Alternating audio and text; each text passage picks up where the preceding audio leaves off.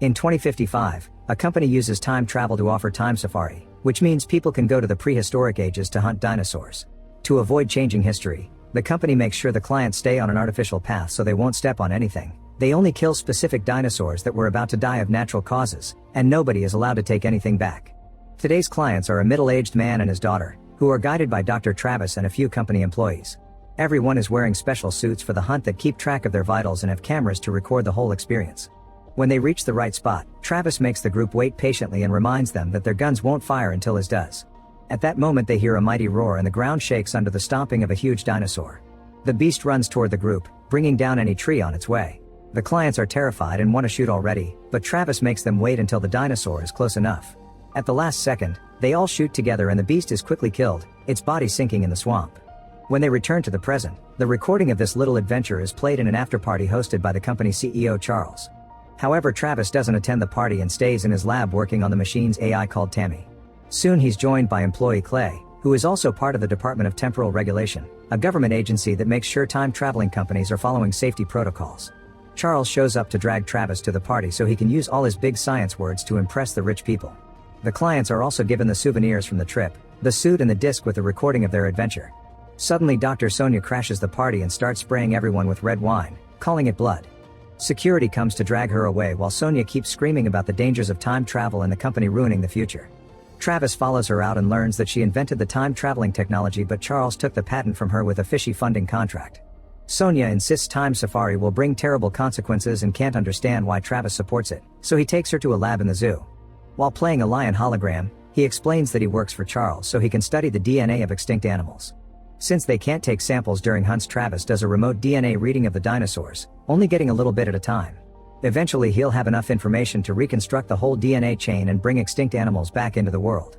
Since they only hunt animals that were supposed to die from natural causes, Travis thinks they aren't alternating history. However, Sonia insists this will only bring chaos and jeopardize the future.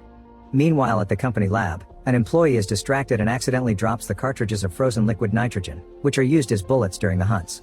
The container breaks, yet the guy puts it in the supplies machine, not noticing the nitrogen leaking on Travis' gun. That next day, Christian and Ted sign up for a hunting trip and Charles takes them to the lab. Travis tells them about the technology and shocks Charles when he says it was all developed by Sonia. Next, the clients are shown how to use the guns, which use frozen liquid nitrogen for bullets so they can dissolve later. This is part of the rules. They must leave nothing in the past and never bring anything to the present.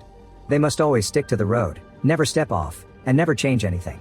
The clients are given special injections, and once everyone is suited up, they step into the machine and are tightly held still so that the particle beam won't miss a single cell. Lights begin spinning around them, and in just a few seconds, they appear in the past. As they walk down the artificial road, Ted is startled by something in the bushes and tries to shoot it, but the gun isn't working yet. The animal is just a little butterfly that flies away. The employees scold him, reminding him that the guns are off because of people like him. When they make it to the right spot, the dinosaur quickly appears. However, Travis' gun fails to shoot, and without it the other guns don't activate. Marcus takes Travis' gun and starts working on fixing it, but he needs a moment. Travis takes out his flashlight and gets the dinosaur's attention. Then he starts running down the road to make the beast follow him while telling the others to hide. The clients run while the dinosaur tries to bite Travis, who falls out of reach at the last second. Jenny yells too and the dinosaur almost eats her. However, Travis uses his flashlight again to get it away from her. At that moment, Marcus finishes fixing the gun and throws it at Travis, who drops the flashlight and uses the gun to kill the dinosaur with just a couple of shots. The flashlight rolls down the road and almost falls off, but Jenny catches it just in time. Afterward, everyone regroups and confirms no protocols were broken, so now they can leave. None of them notice the muddy footprint on the road. Back in the present, the clients are furious and threaten to sue Charles, who starts manipulating them with pretty words. Instead of going through a scripted hunt, Ted and Christian survived an actually dangerous situation, which makes them cooler than every previous client. The duo calms down and accepts a drink. Outside, a strange wave of wind goes through the city, very briefly cutting off the power. After work, Travis goes home and notices it's hotter than usual. The next morning the temperature is even higher and news broadcasts report on tons of dead fish found on shores. Scientists discover the UV count is also quite high, and Travis notices his houseplant has suddenly bloomed. On his way to work, Travis finds a crowd gathered around a wall because they can't stop staring at a plant that broke through with mysterious strength. Moments later, Travis and the team are taking new clients to the past. To their shock, the dinosaur is still dead right where they left it. Suddenly the volcano in the distance erupts and everyone starts running back into the portal.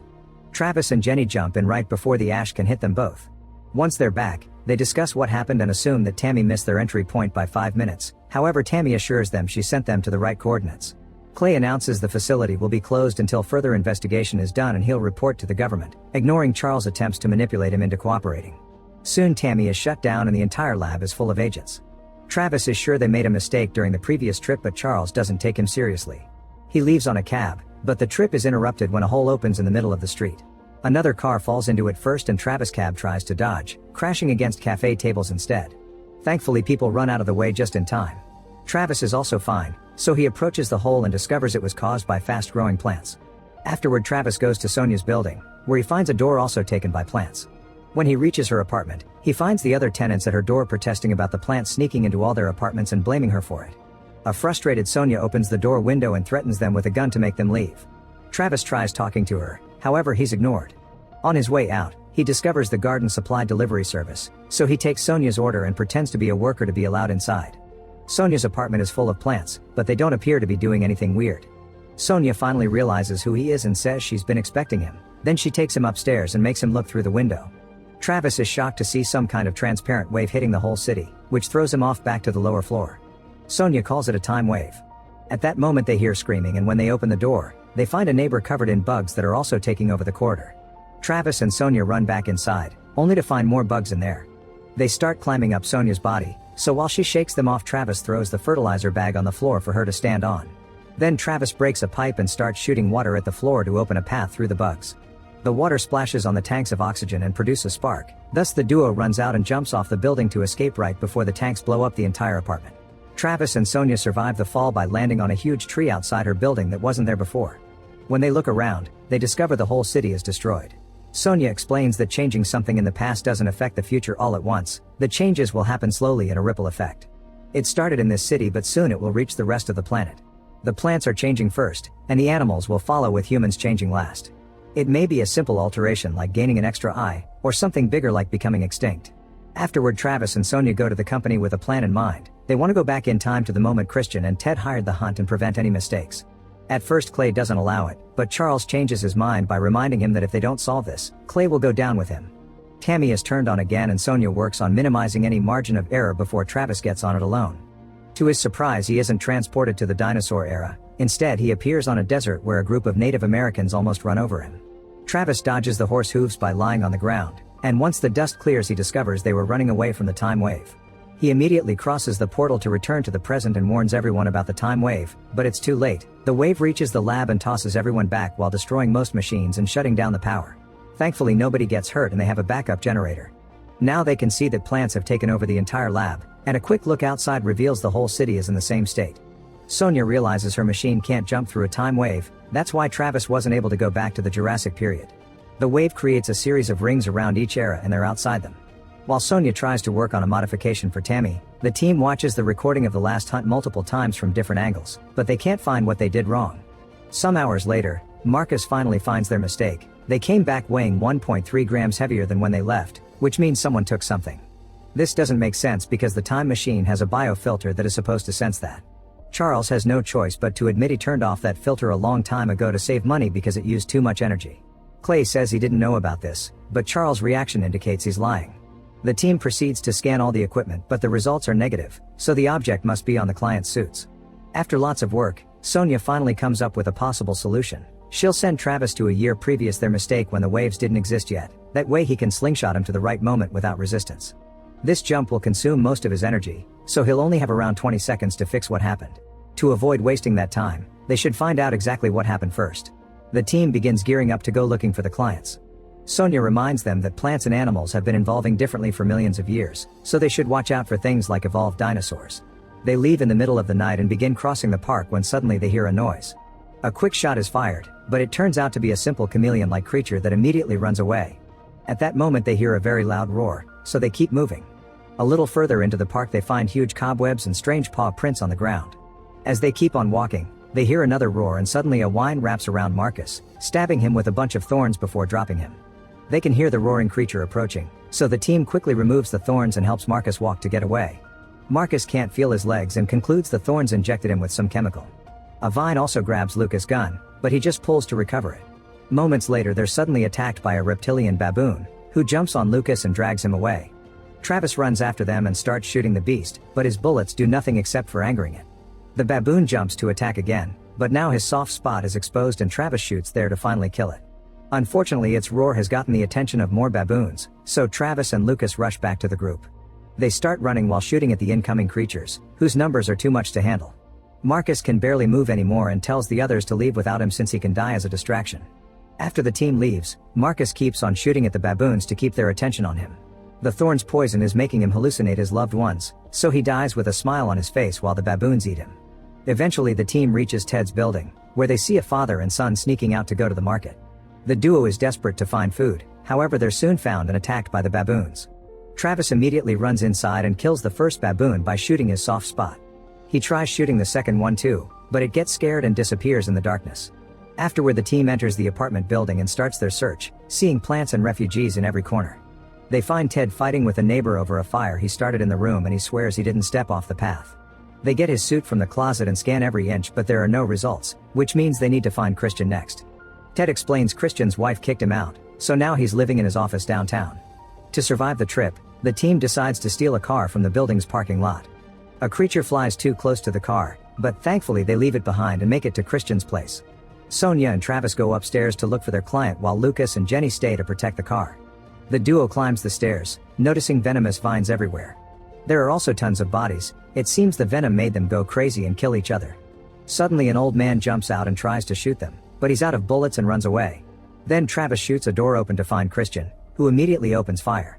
Travis and Sonia hide until Christian stops shooting, and when they come closer they realize he's also infected. When they ask him about the suit, Christian goes crazy again and runs around the apartment while shooting his gun, killing a neighbor in the corridor. Travis carefully sneaks around until he can corner Christian, who panics and decides to self-delete. Afterward they search the apartment and finally find the cause for all this. Christian had stepped on a butterfly and brought its body stuck in his boot. Travis and Sonia rush back to the parking lot, where Jenny and Lucas are firing their guns to keep huge flying beasts at bay. When the team leaves in the car, the flying animals start following them and even break the rear window. Jenny and Lucas use the resulting hole to open fire and they shoot through the ceiling as well. A few animals go down, but one manages to break the roof and grab Lucas, taking him away to be eaten. The team is starting to lose hope, but at that moment the time wave hits the area and sends the car flying right through the company's front door. Thankfully nobody gets hurt and the trio goes to the lab, which is covered in plants and has no power. The floor is flooded and Charles is dead in the water. Sonia can't work without power, but she grabs Tammy's hard drive and announces she still has a portal in her old university lab. Travis searches the lockers for his suit and finds Clay inside, hiding from a bunch of baboons currently sleeping on the ceiling. At first Clay refuses to go with the team, but after they leave, he changes his mind and tries to follow them. Unfortunately the baboons hear him and immediately surround him. Meanwhile the trio enters the subway station and starts walking on the flooded tracks, not noticing the creature following them. Moments later they find a crashed train and get inside to cross it, however the door is locked.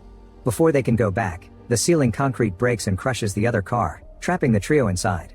As the water levels around the train continue to raise, the aquatic creature breaks a window and reaches inside to grab Jenny, taking her away. Then the water starts flooding the car and Sonia and Travis take a deep breath to dive in. Travis shoots a window and the creature bursts in, so Sonia swims through the window while Travis opens fire. However his gun is out of bullets, so he grabs his knife and starts stabbing the creature in the eye. When he tries to swim out too, the beast grabs his legs and begins dragging him to its mouth. Luckily the ceiling collapses again and the debris crushes the animal, killing it. An unconscious Travis floats around until Sonia comes to rescue him, taking him to the surface so he can breathe again. They're startled by the creature appearing again, however it's just its floating body. They swim out of the station and finally make it to the university, where they find the garden full of baboons. The duo rushes inside and locks all the doors, causing the baboons to start climbing the building to reach the windows. In the lab, they get Tammy working with the backup generator while the baboons keep pounding on the door. Travis gets into the time machine and Sonia sends him back at the same time the final wave hits the city, transforming her into a strange creature. The slingshot maneuver works and Travis is quickly tossed from one year to the other, avoiding the old waves. He finds the moment of his team panicking and gets Jenny's attention to tell her that the biofilter is off and that nobody must touch the recording except for him. Then Travis runs and slides down the path to pull Christian back right before he steps on the butterfly. Christian yells as he watches Travis disappears because the timeline has been corrected. Afterward Jenny tells Clay to turn on the biofilter and watches the butterfly fly away. When they return to the present, Jenny gives the recording to Travis and tells him what happened. A confused Travis leaves work, showing that the city is fine as always. Travis makes it to Sonia's place and gives her the disc so she can finally bring the company down with proper proof. Make sure to subscribe and turn on notifications so you can watch more videos like this. Thanks for watching.